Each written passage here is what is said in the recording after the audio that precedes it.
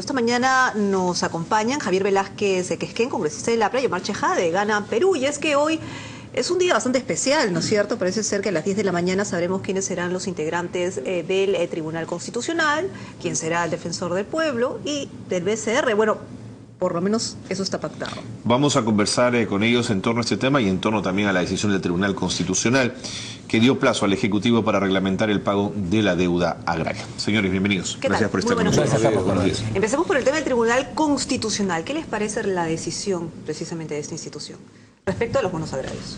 Bueno, en primer lugar yo creo que sostengo como ciudadano, más que como congresista, que el Tribunal Constitucional no ha debido dictar una resolución que implemente un mecanismo de ejecución de una sentencia que ellos dieron en el 2001, y lo explico por qué. En los últimos 10 años, cuando el tribunal ha declarado el reconocimiento o no de un derecho fundamental a un ciudadano, por ejemplo, un trabajador despedido, el tribunal no ha hecho que la persona que violó ese derecho ha establecido criterios cómo ejecutarlo, sino ha dejado que el juez constitucional de primera instancia ejecute la resolución. A mí de verdad me parece poco extraño que un tribunal establezca calendarios para actualizar el padrón de los afectados, establecer mecanismos de pago, darles un plazo para hacer el padrón y luego a partir del padrón establecer prioridades a quienes se les paga primero, a quienes se les paga después y darle un plazo al gobierno. ¿Me parece que escapa de sus atribuciones? Sí, eso tiene que hacerlo el juez constitucional de primera instancia, porque perdón, para terminar, el Tribunal Constitucional solo rechaza o declara derechos. Eso lo han sentado ellos mismos en jurisprudencia que todos conocemos. Congresista Chejade, ¿a qué cree que se deba esta respuesta del Tribunal Constitucional sobre este tema? Recordemos que hace unos días el presidente Ollanta Humala le solicitó públicamente al tribunal no tome decisiones en temas sensibles como este específicamente. Sabemos que hubo reuniones entre algunos ministros con los miembros del Tribunal Constitucional para coordinar este tema. ¿Qué fue lo que sucedió hoy? Bueno, el presidente de la República, Carla, preocupado como jefe de Estado por la economía del país, por el erario fiscal, evidentemente mostró, repito, su seria preocupación, fundamentalmente porque, hay que decirlo, a pesar de que a muchos no les guste, mientras más pase el tiempo de la no elección de los nuevos miembros del Tribunal Constitucional, este se deslegitima, es decir, pierde un poco de aceptación, ya que el mandato ha sido por 5 años y no por 8, por 9, digamos. Y porque incluso alguno de ellos ya renunció a su cargo, el doctor Beaumont.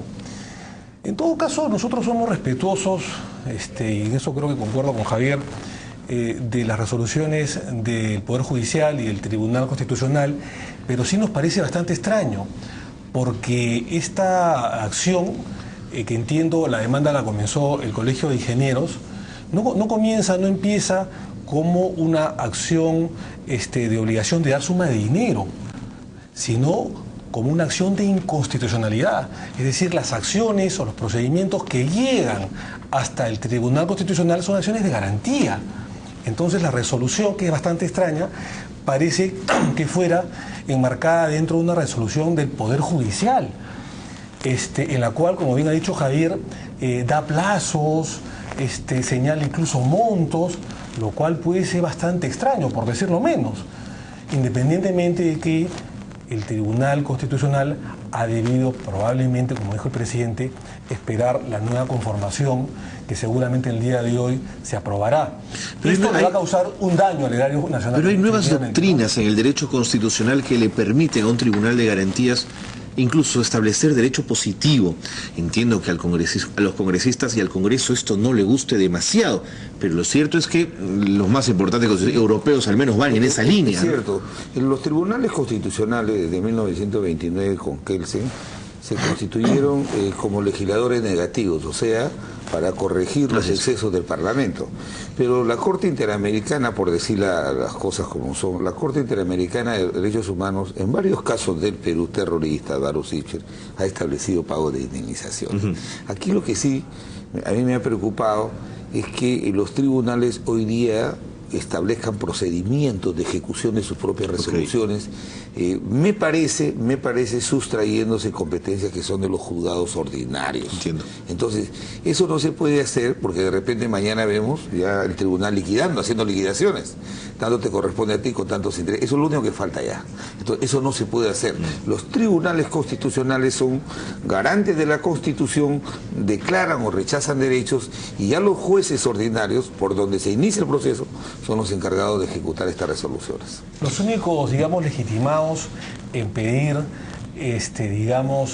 la indemnización son los tenedores de los bonos, ¿no es cierto?, de la deuda, ¿no es cierto? Y esto se hace en vía judicial, y en esto concuerdo plenamente con Javier. Por eso resulta bastante extraño la calendarización que ha dado el Tribunal Constitucional, los montos, cuando esto, repito, comenzó como una acción de garantía, como una acción de constitucionalidad. Pero ¿no? ha dejado ciertas libertades de coordinación también al Ejecutivo para ver cómo se da esta indemnización. No, ha aplicado ha invocado obviamente el criterio de progresividad, también de prudencia en cuanto a que esto no puede financiar las finanzas públicas. Pero repito, creo que el tribunal debió hacer que los demandantes que obtuvieron una resolución favorable al tribunal acudieran a un juez constitucional para que ahí se practique liquidación, porque muchos de los montos que se están cobrando tienen que ver con el cobro de penalidades. Y si bien es cierto, cuando uno tiene una obligación puesta a pago con anterioridad, hay intereses moratorios, compensatorios, pero penalidades, y que las declare un tribunal constitucional, en cierto modo, creo que se está favoreciendo a aquellos que han comprado en el mercado, y no hablo de especulación, porque actualmente los bonos que nosotros emitimos, aquellos aquellos tenedores los pueden vender en el mercado por un precio menor al 10-20%. Estos se han comprado al 10%.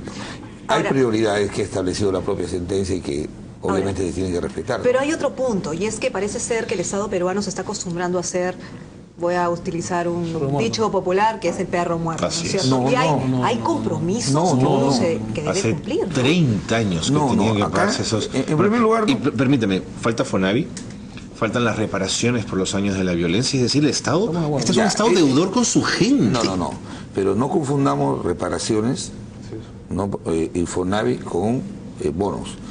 Que el Estado tiene que honrar el pago de los bonos, tiene que honrarlo.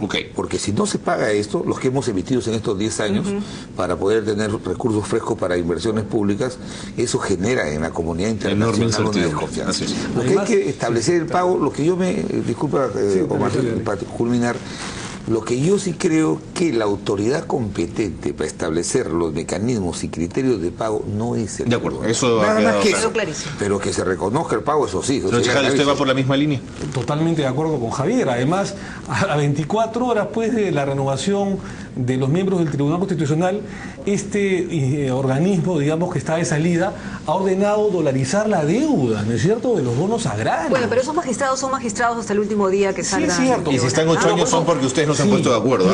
Tienen legalidad, ¿no es cierto?, en sus resoluciones, pero lo que les está faltando es legitimidad, que es muy distinto, ¿no es cierto? La legalidad está dentro del ordenamiento jurídico vigente, pero la legitimidad es la aceptación que le da el pueblo, ¿no es cierto? Perdón, pero lo eligieron el Congreso, y el Congreso es el responsable de que no haya nuevos miembros. Velasco, cuando dio la reforma agraria, fue muy claro en decir que no era confiscación sino expropiación, y la expropiación por mandato de la Constitución se paga con justo y precio. Inclusive los primeros que fueron expropiados se les pagó, y a los que tenían obligaciones mayores se estableció la deuda a través de bonos a 30 años, hay que pagar.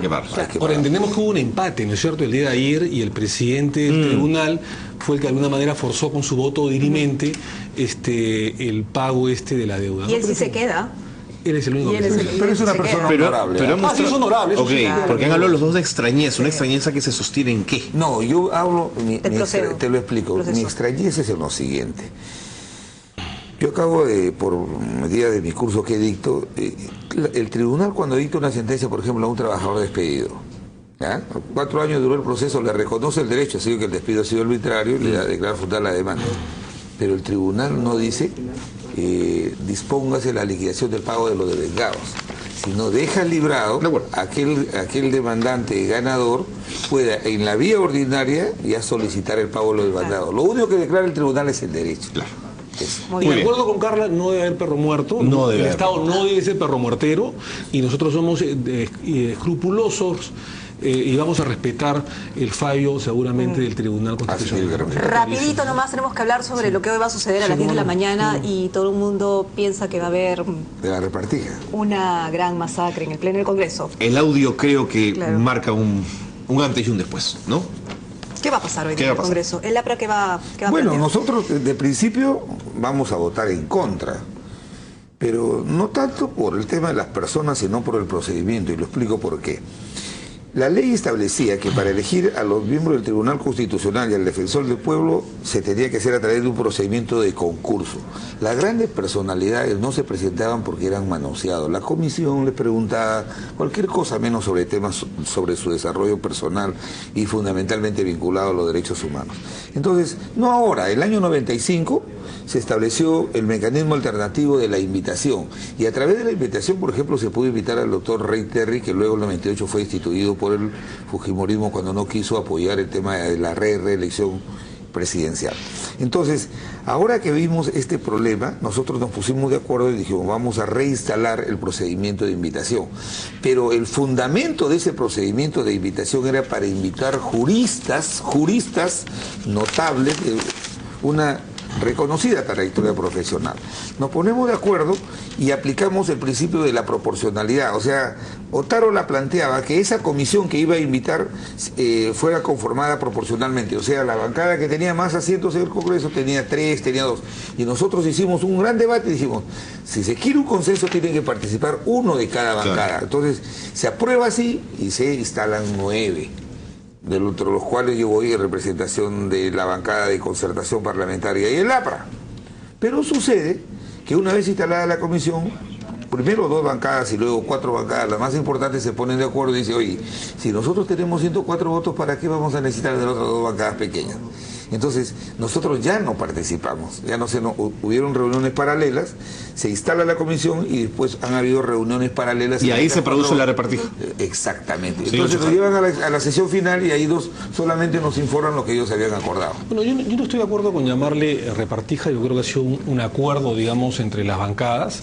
Pero en el audio, perdón, Sánchez Jade, se dice tú 1, yo 3, yo 2, eso se llama repartir. Bueno, en primer lugar quiero yo lamentar esta filtración del audio. Esto es más de lo mismo, de los chuponeos, de las pruebas ilícitas, de los métodos vedados. Es lo que nosotros los penalistas, los abogados, llamamos los frutos del árbol envenenado, ¿no es cierto? Bueno, pero eso es cuando una grabación la prueba de la sesión, es envenenada, entonces evidentemente los frutos y los resultados pueden decir cualquier cosa porque son audios además editados. Pero en todo caso lo que se ve, Carla, digamos, he estado leyendo minuciosamente la transcripción del audio, es una negociación política, ¿no es cierto? A ver, un segundo. Es una negociación política de acuerdo a la proporcionalidad que tiene cada bancada en el Congreso. Pero el objetivo es tener miembros aceptables con unas credenciales bien puestas. Correcto. Y que nadie pueda cuestionarlos en el futuro. Correcto. ¿Usted cree que estos candidatos que tenemos y que van a tener que votar hoy a las 10 son los mejores por poner, digamos, enfrente el tema del acuerdo político? De alguna manera están yendo en contra de lo que sería mejor para el país. Ya lo hemos manifestado. Hay candidatos que tienen más méritos que otros. Eso es indudable, eso no lo podemos negar. Ahora, dentro del procedimiento hay 2 etapas. Una es el sistema de cuotas o el famoso cuoteo, minorías versus mayorías. Y la segunda etapa es el análisis de los candidatos. Porque luego de que se pusieron de acuerdo en la comisión de 8 representantes del Congreso que nombramos en el Pleno y que votamos en el Pleno, pasó luego a una evaluación. Tanto es así que el doctor Cateriano, que estaba primero nominado, el doctor Fausto Alvarado y el doctor Ibaceta, tanto para Defensoría como para el Tribunal Constitucional, fueron baloteados después de este minucioso estudio de todas las bancadas. Fueron reemplazados por otros candidatos. Entonces, yo creo que es parte de la democracia interna que se vive en una negociación política. Pero hay una Porque cooptación por parte de los partidos de las instituciones. No, pero ¿No es cierto? yo quiero decir, O sea, la Defensoría del Pueblo queda en manos de Perú posible. Carlos, lo que ha habido ahí, en primer lugar, Omar, yo he sido miembro de esa comisión, han habido reuniones oficiales y extraoficiales. En las extraoficiales, las bancadas pequeñas no se nos convocó. Y no ha habido consenso de todas las bancadas, sino de las 4 que tenían los votos. En segundo lugar, lo que sí es gravísimo es que el mecanismo de la invitación fue pensado para convocar personalidades del mundo del derecho y especialmente vinculadas a los derechos humanos. ¿Pero qué hacen? Cuando se constituye esta comisión, lo primero que aplican es el cuoteo, o sea, la repartija partidaria. Si tú ves el resultado, es producto de una negociación partidaria. Ahí no se habla, escuchando el audio, no se habla que hay que escoger entre los que proponemos, los juristas más calificados, hay que escoger 1 o 2, no. Primero se establece la cuota partidaria y luego se aplica la cuota partidaria. Tenemos que terminar. ¿La votación va a ser a manera individual o a manera de bloque? Yo entiendo que va a ser por paquete institucional, ¿no es Por cierto? arrastre, para que ganen todos. Pero yo quiero decir lo siguiente. Es lamentable que se haya filtrado esta reunión reservada a través de un audio, ¿no es cierto? Acá, evidentemente, yo no creo que Javier lo haya hecho, lo conozco las calidades personales y profesionales y democráticas de Javier, pero debe haber un responsable porque es una reunión privada. ¿No es cierto? Es como que acá los directores o dueños del canal decían contratar a ciertas personalidades o despedir gente y luego esa reunión privada de los directores del canal o de los dueños del canal se difunda a través de un audio. Ayer García Belaúnde ¿No ha es cierto? insinuado que usted había filtrado los audios, cuando dijo, es muy raro que en esa conversación no se escucha al congresista Velázquez, que se lo dijo a Milagros Leiva anoche. Por una sencilla razón, y eso es, mire, en primer lugar, yo he sido presidente del Congreso, primer ministro, y no me atrevería a comer. Eso es un delito y es un acto de cobardía. Todos mis cuestionamientos son públicos. Pero en el propio audio, cuando García Belaúnde plantea hacer un acuerdo sin los fujimoristas, Víctor Isla le pregunta, ¿y Javier Velázquez está de acuerdo? Entonces eso supone que yo no estaba en esa reunión. Y yo no he estado porque solamente he estado en una primera instalación y en la última donde se llevan los acuerdos. Por lo demás, como Omar, repruebo, este es un delito y además es un hecho gravísimo acostumbrarnos que sobre la base de audios obtenidos ilícitamente se puedan obtener hechos de esta naturaleza. Yo cuestiono el procedimiento y lo voy a hacer públicamente. No me he ocultado detrás de nada. Pero repito, este audio es un hecho ¿Van a delictivo. pelear para que el voto no sea en bloque? Ah, por supuesto que sí, vamos a dar la batalla el día de hoy. Solamente dos temas para terminar, Carla. Si el día de hoy no se elige a los miembros de Defensoría, Tribunal Constitucional y BCR, el siguiente paso es el abismo institucional. Yo he sido uno de los primeros en de repente no estar muy de acuerdo en algunas candidaturas y lo he manifestado anteriormente, pero hay que saludar algunos miembros que son muy respetables, como el señor Eguiguren, el profesor Eguiguren, que es un maestro en Derecho Constitucional. Rolando Sousa. Es un hombre de leyes, con el cual yo discrepo su línea política, pero es un hombre de leyes. Y el doctor Sardón, el doctor Mayorga, el doctor Blume, que tienen credenciales profesionales importantes y que no hay que desdeñarlos de ninguna manera, Carla. Y finalmente, y en esto creo que voy a concordar con... Rápidamente, tenemos que Sí, con Javier. Si existiera el Senado de la República, como había antes, el sistema bicameral, esto no hubiera sucedido. Hace rato ya se hubieran nombrado a los miembros del Tribunal Constitucional y la Defensoría del Pueblo. No. El hubiera no funciona. Es que se ha presentado un proyecto para retornar al sistema bicameral al Senado y para que entre otras facultades, que es una cámara más reflexiva, más revisora, nombre las altas autoridades del Estado. Ni siquiera por primera vez que el gobierno con 3 funcionarios toma el control del tribunal. Perú Posible y su aliado toma el control partidario de la Defensoría del Pueblo y eso es un nefasto precedente para la institucionalidad democrática. Muy bien, muchísimas gracias a ambos. Vamos a ver qué sucede hoy en el Congreso de la República a partir de las 10 de la mañana. Parece ser que va a haber pelea, pero vamos a ver si se respeta el, entre comillas, acuerdo político o se respeta la opinión del resto de la población, ¿no? Bueno, conversamos con Javier Velázquez Quején, congresista del APRA, y Omar Chejade, de Gana Perú. Hacemos una pausa.